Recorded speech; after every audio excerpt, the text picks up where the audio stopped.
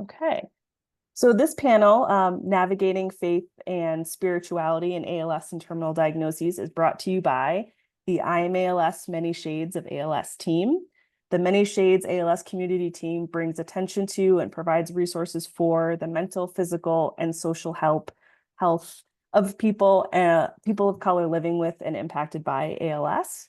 If you'd like to learn more about the Many Shades team, and many of our team members are present today, you can actually, Aditi, I think, is going to put into the chat a link where you can sign up for more information. You can also reach out to me or any of the members here today to talk a little bit more about the team. And so I think that covers most of the housekeeping. The only other thing I'll say that this is the third session in the team's Let's Talk About It series. And this will be the first part in a two-part conversation. And today we're going to talk about spiritual approaches to ALS. And in December, we're going to be talking about the role of culture and ALS as well. So with that, let's begin. I'm going to turn it over to our moderator, Lisa, who is a critical part of our team. Hey y'all, I'm Lisa McMullen and I will be moderating this chat for us today. I'm the wife of a military man that we've been married 40 years. He just retired. My introduction to ALS, well, let me back up by saying I was born in Okinawa, Japan, grew up in California, and we kind of landed in central Texas in the Fort Hood, Killeen area. My first interaction with ALS was in the early 70s when a neighborhood child, we were the same age, he was diagnosed with ALS and he died within a year. And then my mother's friend just died 2 years ago, also from the Monterey area. And she was Japanese and the wife to a veteran, and the neighbor child was Black and German, and he was the son of a veteran. So, and I'm saying that to let you know that ALS doesn't discriminate. It hits every age group, it hits every nationality and everybody out there. So it's good. It's nice to see so many people finding an interest in it. And with that, I will, are we going to continue to introduce the rest of our panelists? And who have we not had yet? Did Kendra already go? And I'd like to also say we have a few people that are with eye gaze. So it might get quiet for a second, but they usually will put their answers in the chat. So you can also read them there. And then Aditi will also bring us up to date on what's going in the chat. So Kendra, would you like to introduce yourself?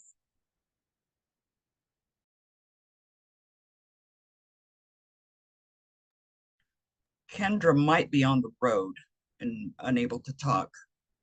We want to start with maybe Lakia. Do you want to start? Okay.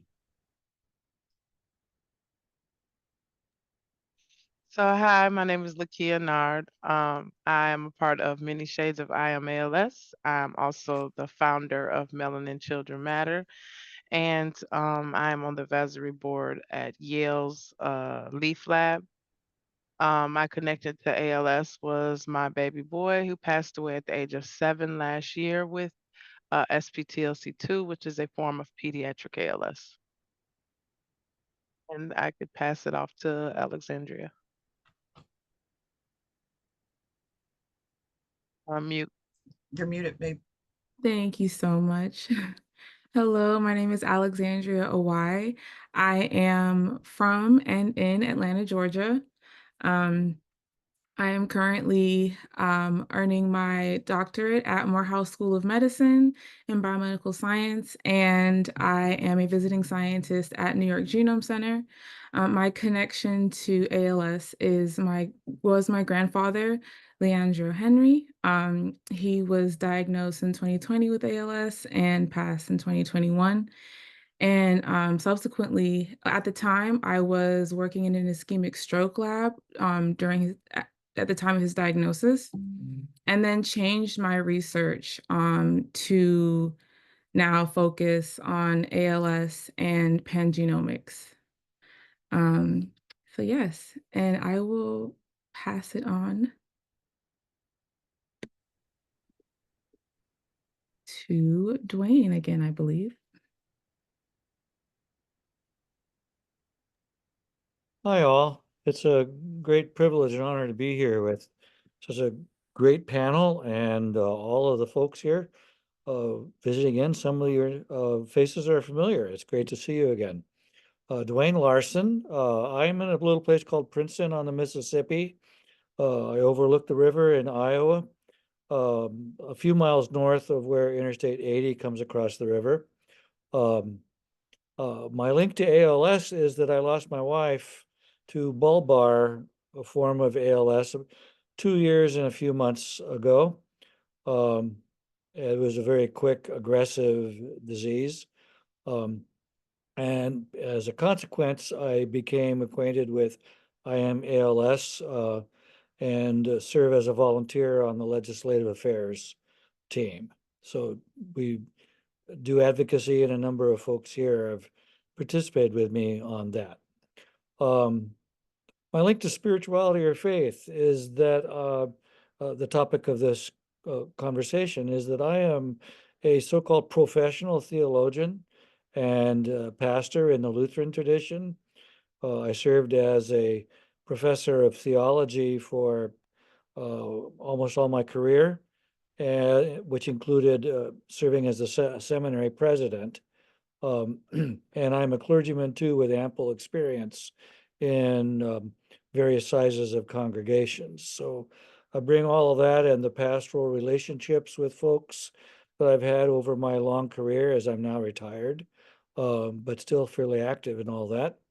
And so all that bears well on how I've come to understand ALS for myself, as well as how to advocate for remediation and care for people who live with ALS and their family members and caregivers.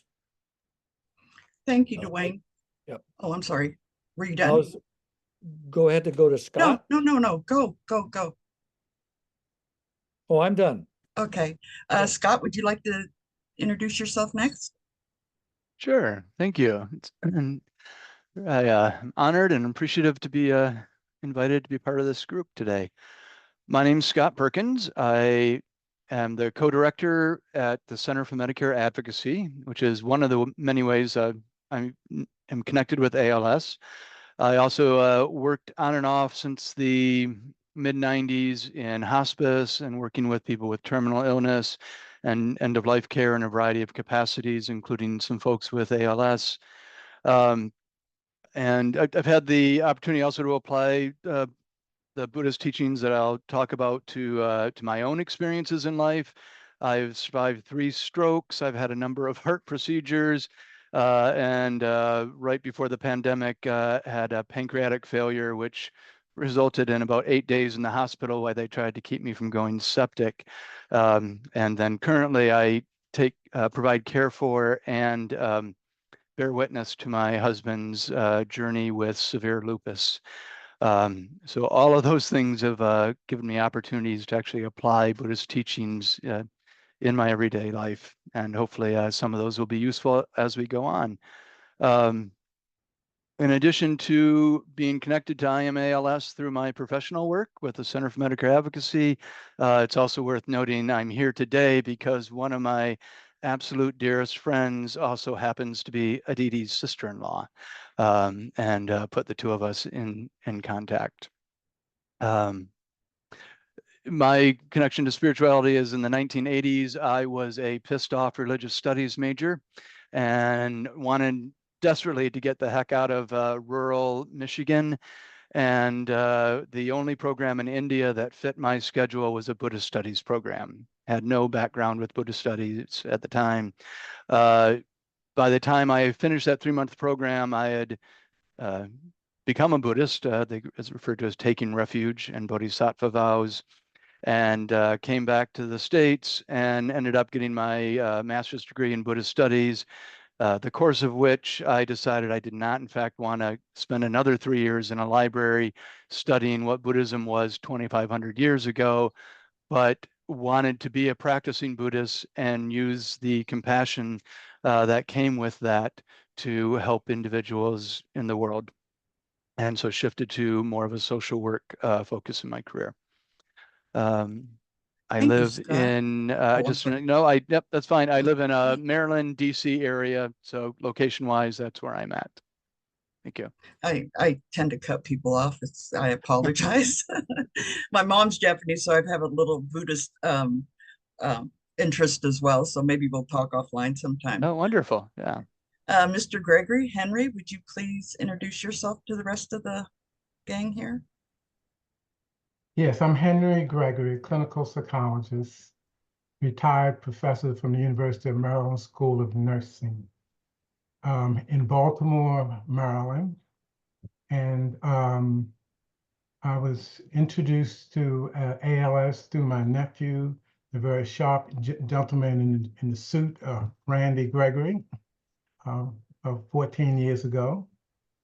And on the spiritual side, I have been studying, practicing, and am a part of a Vedic international community that practices some Vedic principles and practices to clean the atmosphere and mentally, physically, and emotionally stabilize folks. Thank you, Mr. Gregory. David, can we hear from you? Good afternoon, everybody. I'm grateful to be here. I'm David Milan. I'm coming from Indianapolis, Indiana, where I live here with my husband. I'm the president of Christian Theological Seminary and the professor of theological formation. My background really is I identify as Christian, and I've been a member of a variety of denominations. I started out as Roman Catholic, served as a Roman Catholic priest for 10 years. And now I'm a member of the United Church of Christ and ordained there. And my connection to ALS is my longtime friend, Kurt, who I was friends with 33 years. The last 3 of those years, his living with ALS. And we met in seminary together. We were studying theology to be Roman Catholic priests, and also both got ordained and shared in ministry. And then I'm kind of on this panel thanks to Christy, who invited me to participate. So I'm glad to be here.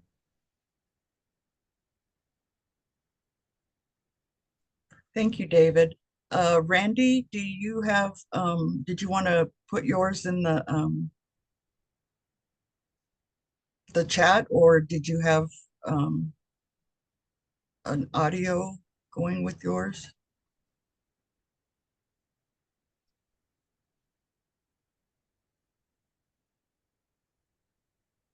And Juan, I'm coming to you next.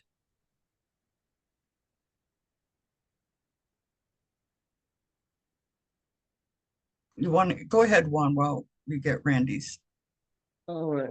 Hi, everyone, and welcome. I'm Juan Reyes. I live in San Antonio, Texas. I've been living with ALS for over 9 years. I've been involved with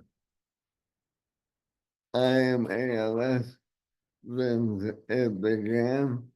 I'm currently a board member of ALS, and I love discussing philosophies and spirituality, and I'm excited to have everyone here sharing their experience.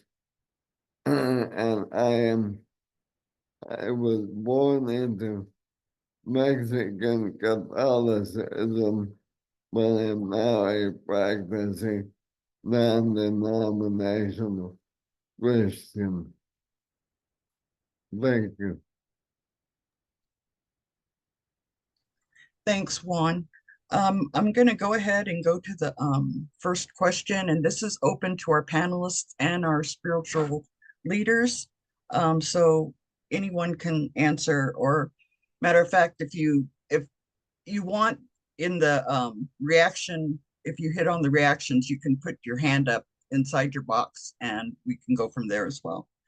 Okay, the first question is, what is faith or what is spirituality? The difference in faith and spirituality, everybody seems to have a different take on that. So who would like to tackle that one first? I'm assuming that it would be one of our spiritual leaders. Okay, Dwayne, you're up. Great, thank you. I want to note just a few things about definition that I've worked with for a long time that are very helpful for me. Is that faith often, number one, comes with two different kinds of understandings. It in its origins actually means trust, but it's come to mean something about that you that's more cognitive, brain oriented, list, ticking off a list of things that you have to agree to. That's called faith as well. I consider that to be a very secondary and often harmful way of understanding faith. Faith, understood as trust, says so much more, and I think applies so much more, particularly to any of us here who've been so affected by trauma to body, heart, and mind. I like also to relate that to the word religion, which is not in this, as well as spirituality, because the word religion itself has come to be understood as something to be avoided because it's been so institutionalized. Um, but the word religion actually comes from the primary Latin root of ligat, or as we know it, in ligament, and has to do with being put back together, having all the parts reconnected. So good, healthy religion is about a sense of connection. And when we're healthily connected to something, we have trust then that arises out of that and can help us through that part of our lives which are inevitably unconnected or disconnected. And over the past 40 years, actually, in my career, I've seen the word spirituality ascend and take importance in the broader culture. It's a good word. And I think it came to popularity because it was sensed in the popular culture as a kind of a healthy response to the negatives of religion as institutional and arbitrary and cognitively assaulting. So spirituality, I think, has been a way to assert someone's own integrity, someone's own sense of soul and identity and self.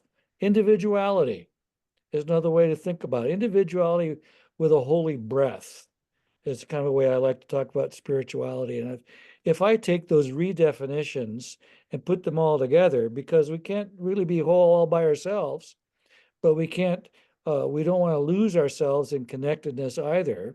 That's a genuine psychological malady. So religion and spirituality and faith is trust. All these can combine in a good way. And if we find ways in being with people to communicate that, help them to experience that, all of us in our modes of unhealth can do better. Thank you, Dwayne. The next part of this question is kind of well, I'll let you hear it first. And this will probably be best answered from one of the panelists. How did the ALS diagnosis impact your relationship with your faith? Has the relationship with your faith helped or hindered your acceptance of your diagnosis? Juan, you're up to answer that if you want to. If not, I can pass it on to somebody else.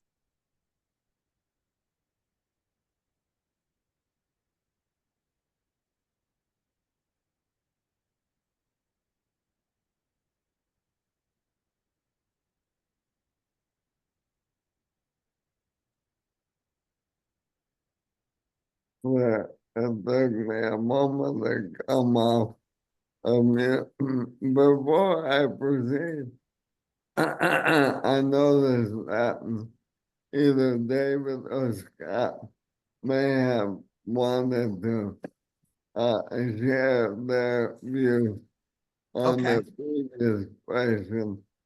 If you would like to do that at this time, I will follow with my response Okay. to the second one. Thanks. Scott, can you grab that one for me, please? Sure.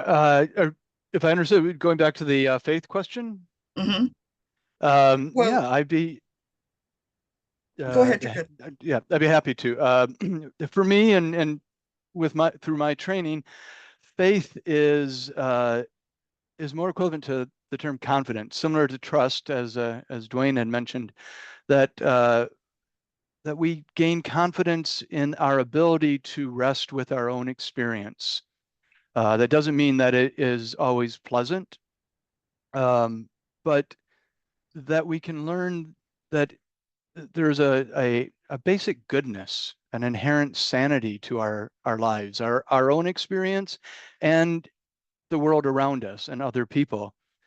And that to me is the faith that we can relax with, knowing that the world, despite the ups and downs and the pain, the world is actually basically good. That there is a sense of being supported, being loved, being held. That's sort of the Buddhist view. It's very similar to me when I read the contemplative Trappist monk Thomas Merton's prayer, when he prays at the end of the Merton prayer and says, "I will not fear, for you are ever with me.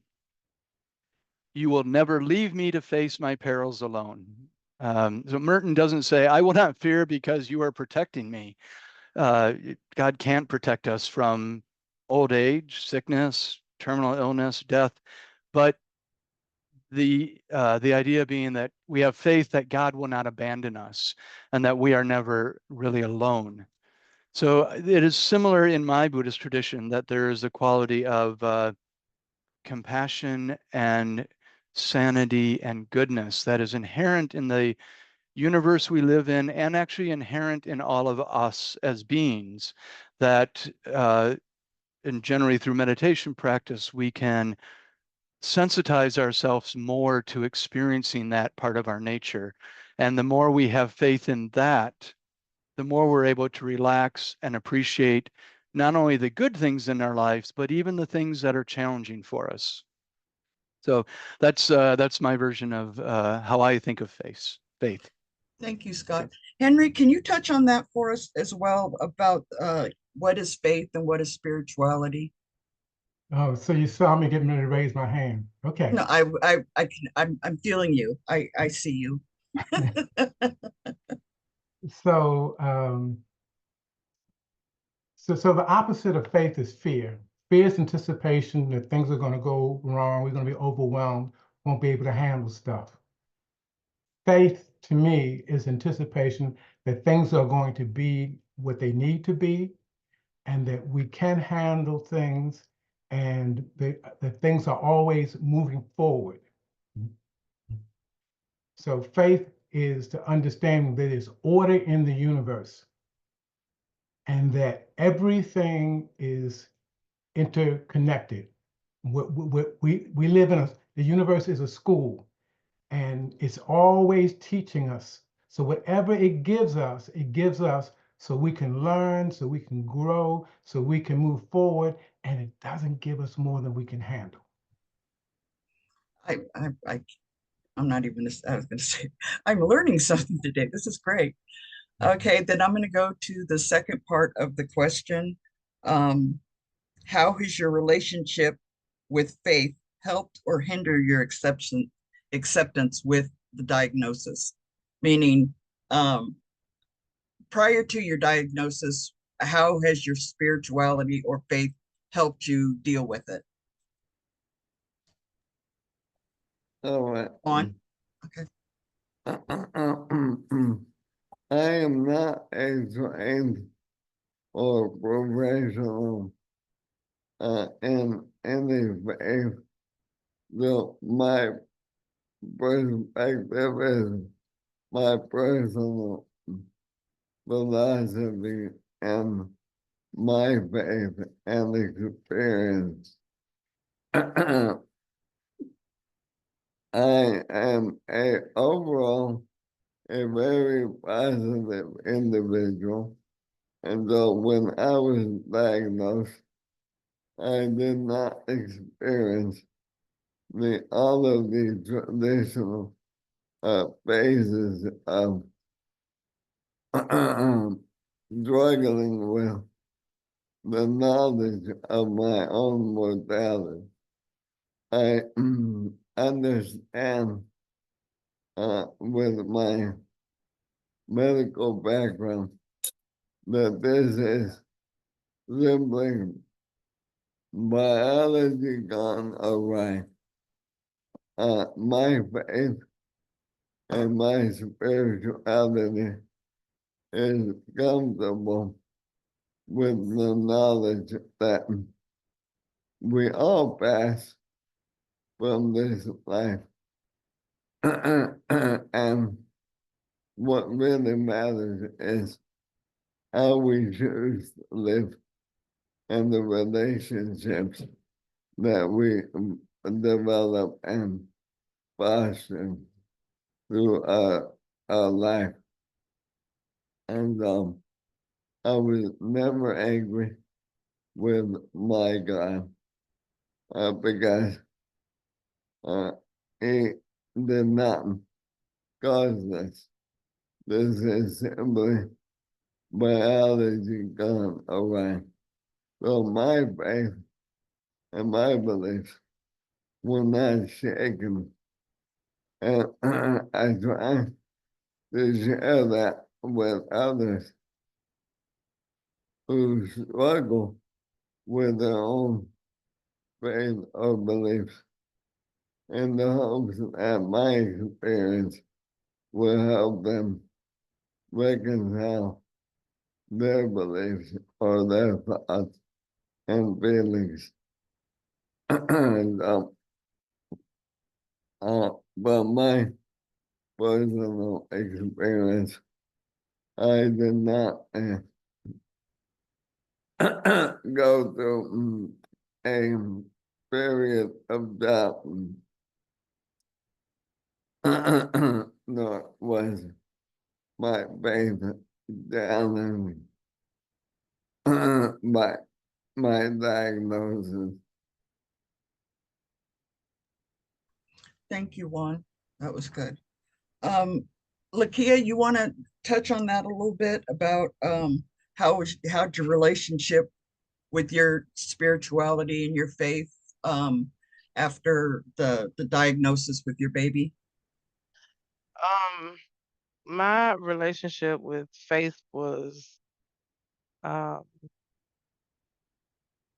I I accepted the diagnose. I mean, while it challenged me and caused like struggles in like the physical worldly aspect of life, spiritually it strengthened my connection to something like greater. It taught me to like accept everything in a more deeper way. So like I reverted back to like remembering the book of Job, and it was just like, if he can go through what he went through, then who am I to think I'm more special than anybody else on this planet, that I that it couldn't happen to me. So it definitely strengthened my faith.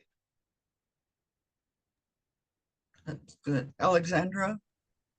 Yeah. Yeah.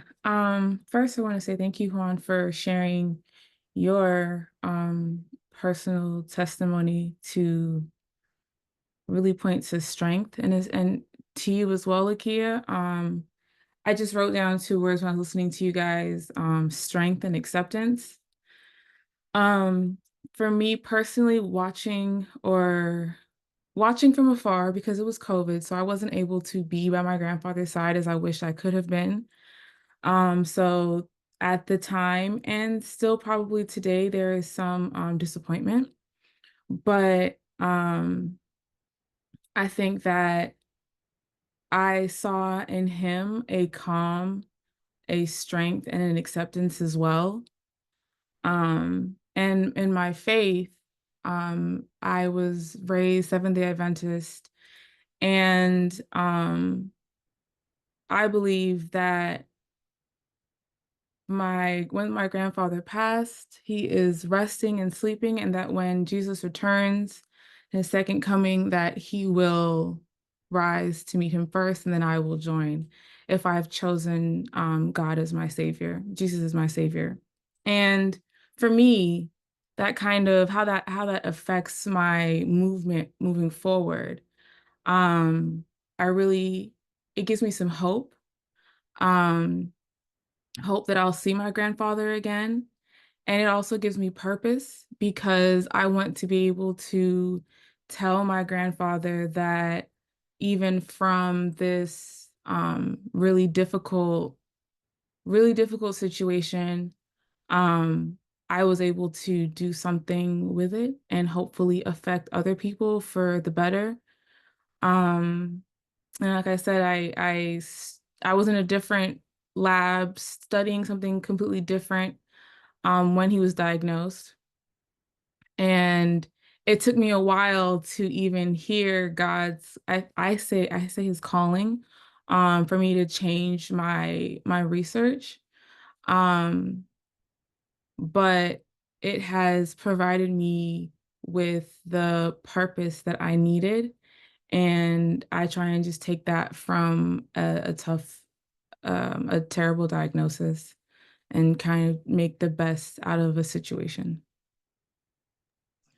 Thank you, Alexandria. That was nice. Thank you for sharing. The next question I have. Sorry, Lisa, I don't mean to interrupt. I wanted to read Randy's comment in chat. I was Randy, getting ready. my faith has become stronger. When I was diagnosed, I immediately thought this is not going to defeat me. God has a plan. Amen. Mm-hmm. And David, this question I'm going to ask to you.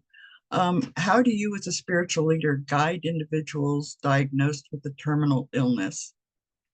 And if, you can put your hand up or something in the screen and let me know if you wanted to talk on that as well. David, Yeah. please. Thank you, Lisa. I'm not sure that I mean, I will say that I don't on a regular basis accompany people through the process of grief and dying and with diagnoses, although I've had my share of experiences. But the question, the conversation around faith as trust was, I think, really significant for me because I think about the fact when I think about faith, I think about we entrust ourselves to a story, a narrative, an understanding of the world.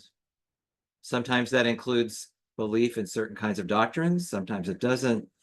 But for me, one of the challenges is what happens when the world of the person who's living with, in this case, with ALS, I think of my friend Kurt, and the narratives that other people live with, what happens when they don't align?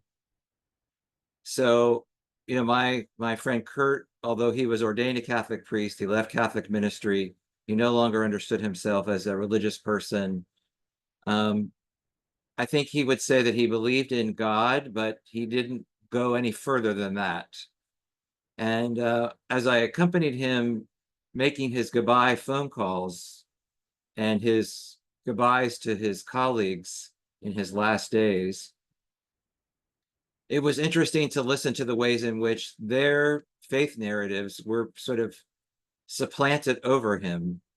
So, in other words, their interpretation of what happened with him was very different than his. And I think about the sort of invitation to say, it isn't really, as the person who accompanies others, it's not really about my faith. It's about being there in their faith, whatever that may look like. And to do that in a way that's not condescending, which is actually fairly challenging because matter of fact, one of my colleagues, one of the goodbye conversations was referring to those who had a lack of theology, which he was referring directly to Kurt. And so I was like, well, that's not exactly a fair statement. That's a very, I think it was a very, and thankfully Kurt and I were able to laugh about it afterwards. But so I think I just pose that as a way that it isn't just those of us who are accompanying us, others. It really isn't just about us and about what faith we have, but is really inviting the person to share with us what story, what narrative brings meaning to them, and to be able to live with that, to allow that to emerge without constriction or um, really dismissal, which again, I think is easier to say than it is to do. Okay, thank you. That was really nice. And this will go out to our spiritual leaders as well. Anybody that's prepared to answer it, or feel free. How do you guide individuals who are grappling with their faith after they have been diagnosed?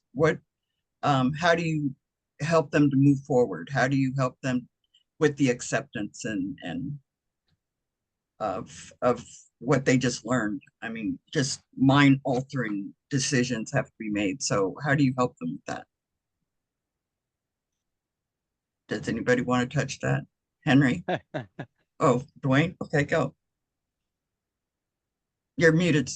If Henry is ready, please go ahead. Okay. Well, the word that comes to mind for me is just empathy and compassion. At some level, we all are terminal. This is just a stopover. I had the privilege of sitting with my late wife when she was going through breast cancer and eventually transitioned. And at a point, the conversation was about letting her go, giving her permission to enter the larger reality. What the physicists say, the same thing that the theologians and mystics have always said, that we are ultimately energy. Nothing is created or destroyed. Everything that ever was is. It just doesn't, it's not in this 3D form like that. So it's about accepting that this stage of life, these grades that we're in right now are over and moving on. And being able to sit with that person, show appreciation, compassion to move into their world and support them like that. And I could say they may be doing it immediately, but it's the situation that we all live in really, because this stage is not permanent for any of us. That was I hope deep. that was helpful. Thank you. Dwayne, did you want to? Sure. Thank you, Henry. Want to build on that a bit.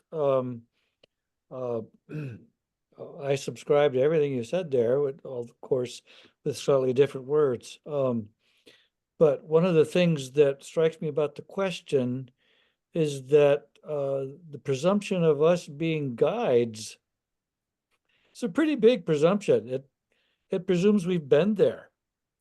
The best guide is someone who knows the trail. And so I know that I can help elicit as well as practice trust when I know that the other is there with empathy and compassion for me. And likewise, with as much empathy as I can muster, I must offer myself in total vulnerability to be with the one who is hurting and struggling with the diagnosis, whatever the diagnosis is. I've felt that way with other people with respect to ALS on rare occasions. It certainly hit home to me in a big way when my wife was diagnosed. I wanted so much as her husband, as well as a de facto caregiver, to be able to guide all the way along. But I knew better professionally, as well as I think intuitively, that I have to be present to her and help her to claim her voice, even as she lost it rather early on. Help her to identify what counted most for her as places and people in which she could trust. Help her, help as with parishioners or others, help them to identify what the narratives are that they have had even a primal trust in from, say, their childhood. It often goes back. We've heard great witnesses here already about, Job and the kinds of rhetoric in which we were raised. Those count a lot for us, and we may not realize how much we trust and depend on those until the time calls for it. So, as a guide, I have to be an accomplice and be as sensitive to the rocks on the trail as I can, but don't presume to give them the voice that they don't have. Help them to practice it from down deep. So I just have to be compassionate um, and cry along with them, as well as take joys in humor where we can make fun of it. Thank you. Thank you, Dwayne. Scott, I wanted to ask you this. How do you help individuals who have lost their meaning or purpose in their life after their diagnosis? I think I'd say it's similar to what I would have answered with the previous question, which is, and picking up with what Dwayne was just talking about not being necessarily guides, but that I would, that by modeling bearing witness, for me to bear witness to somebody else's suffering requires me to be constantly practicing the skill of letting go. And people always, I imagine everybody has been told at one point in your life, just let it go. But nobody ever says, and this is how you do that. Because letting go is not self-explanatory. And I have found, like, I worked at a hospice with a gentleman who had a particular cancer that had a very large tumor on the side of his face. And it was hard to bear witness and be there with him and looking at the tumor. And I found that when my mind would wander as I stayed with him for the evenings that I would be on shift, and then I would bring it back, I would realize, oh, I've left this painful situation and I'm paying attention to the jackhammer in the street. I would come back to being in the room with him, and the only thing he could do was move his eyes. But every time I came back from being distracted, he would raise his eyebrows at me as if to say, welcome back. So he knew whether I was fully present or not. And so trying to model that that quality of bearing witness, of constantly letting go of my flinching in the face of somebody else's pain, is a way that I can begin working with somebody else about, and what are the things that you flinch at in facing your own experience? What are the things that are hard for you to look at and while you're working with acceptance, and what are the things that sort of keep pulling you away when you're trying to think about that? And that comes down to practicing how to let go. And for me, that's usually just teaching a very simple meditation technique, which is about using your breath as an object of attention. And then every time you notice you're distracted, just bringing it back with no judgment, no frustration, because getting distracted is the only way you're going to strengthen the ability to let go and come back. It's sort of like when I used to work out years ago and I would do bicep curls. It doesn't strengthen anything to go 1, 2, 3, 4. You actually have to go back out. So every time our mind gets distracted, if we're in a setting where we're practicing paying attention, getting distracted is the way that we can then go, oh, I'm not paying attention. I'm going to choose to let go and come back to this breath. Over time, that becomes easier and it becomes more familiar for people. And we also become more familiar with noticing that moment when we do get distracted. It may start that you're off on a tangent and mentally spinning out for about 20 minutes before you realize it and come back to your breath. But over time, you can catch that more quickly. And learning to let go then allows us to apply that to the emotions and conceptual ideas we have about our own life, our death, who we are, who we aren't, and can go a long way in opening the space for us to find acceptance as it comes to us individually. Thank you, Scott. That was Mm. nice. Thank you. Juan, I want to ask you this question, and then Lakia and Alexandria, you can, pop on it on the backside.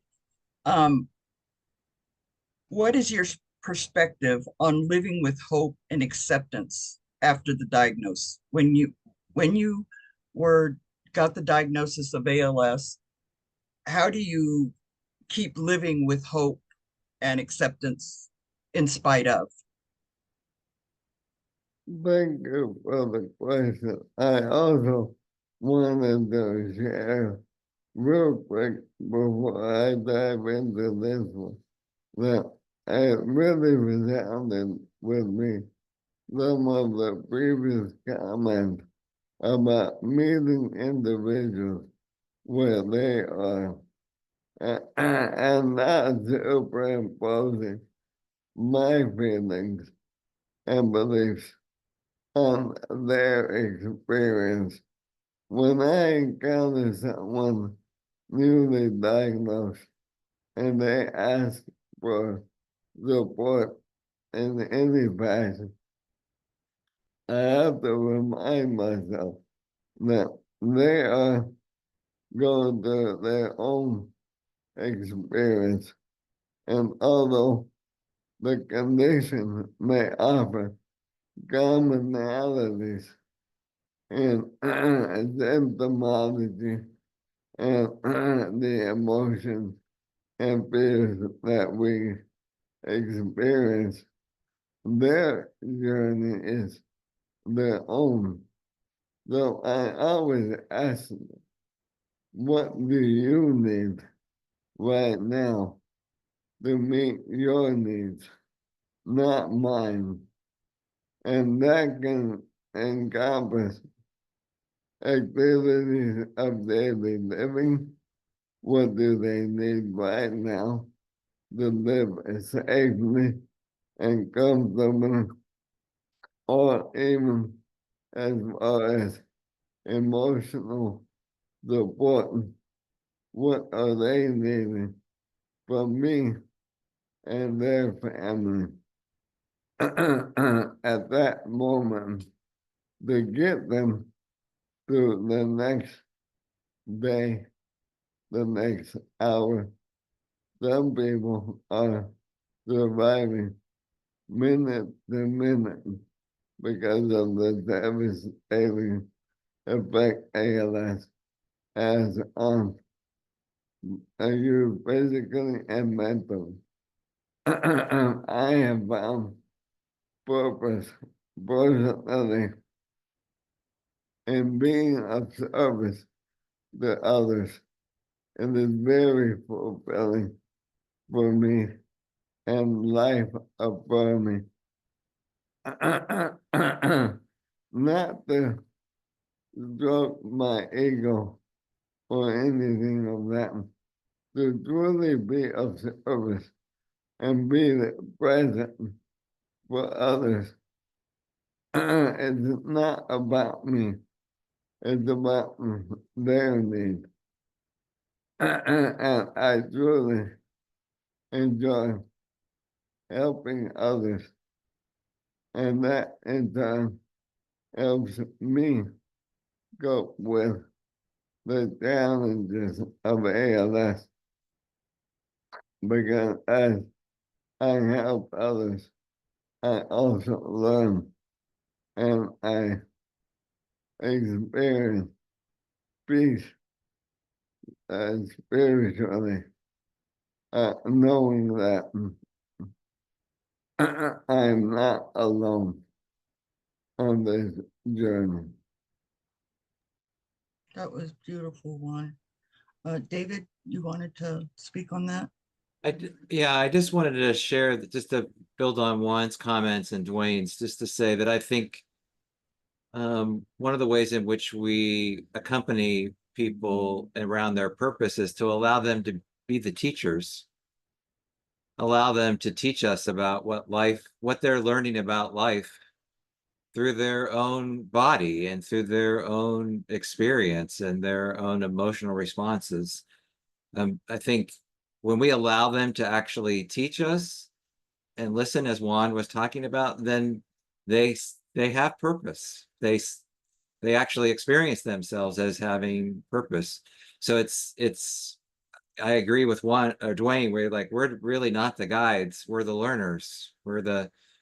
We have it's it's a humbling experience to be at their feet, and to learn about life from them. So that's Thank you, David. Lisa, I'm the clock keeper, watch Okay. keeper.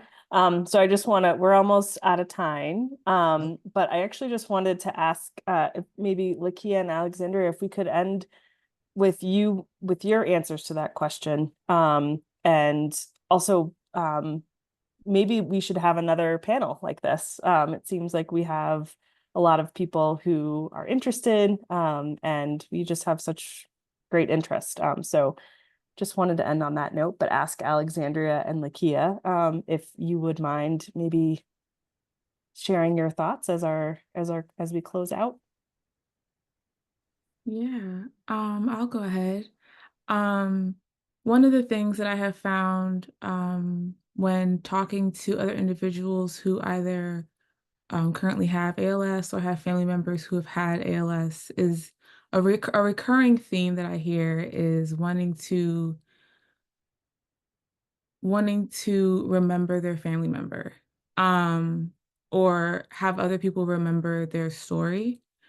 And for me, um, I've used my research as a way to allow people to be remembered.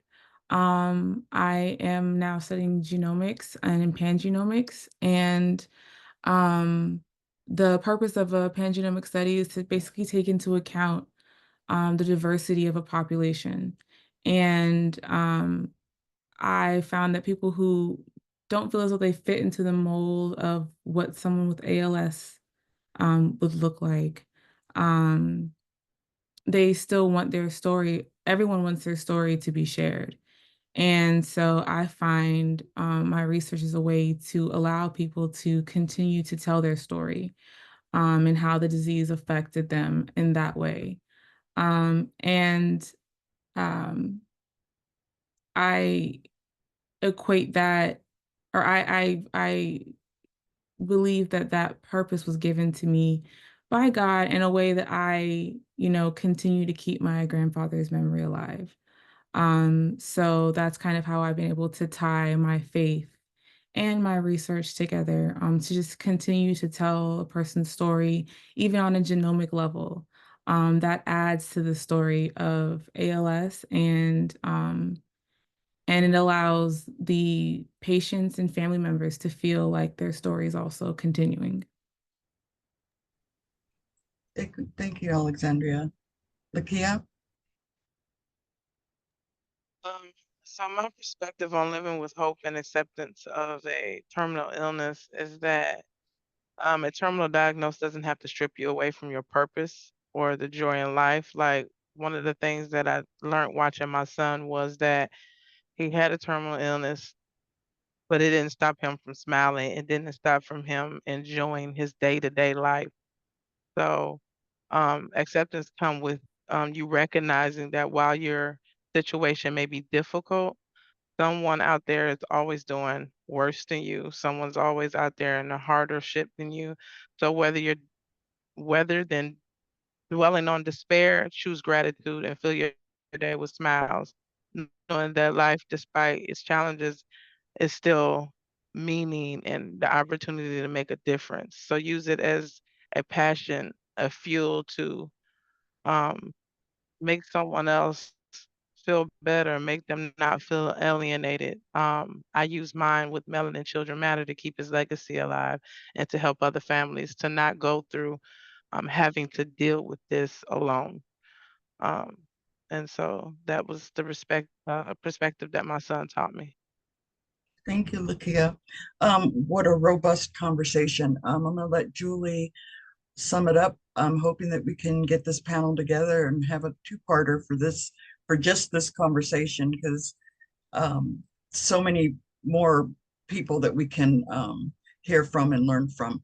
Go ahead, Julie, you want to wrap it up? Yeah, well, thanks so much, Lisa, and thank you to all of our panelists for joining us today, and for everyone who was able to make it from the IMALS community and beyond. So like Lisa said, we would maybe probably love to have another conversation maybe on this topic. We are also going to be having a part 2 conversation that's focused on culture and ALS coming in December, but maybe the team can regroup and see, maybe we can brainstorm some ideas for another panel around spirituality.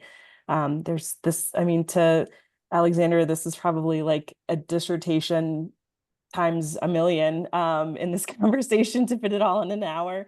But really just want to thank everyone for being here, and especially for our panelists for sharing your perspectives. And I encourage all of you, if you haven't already, to check out the Many Shades team on the IMALS website.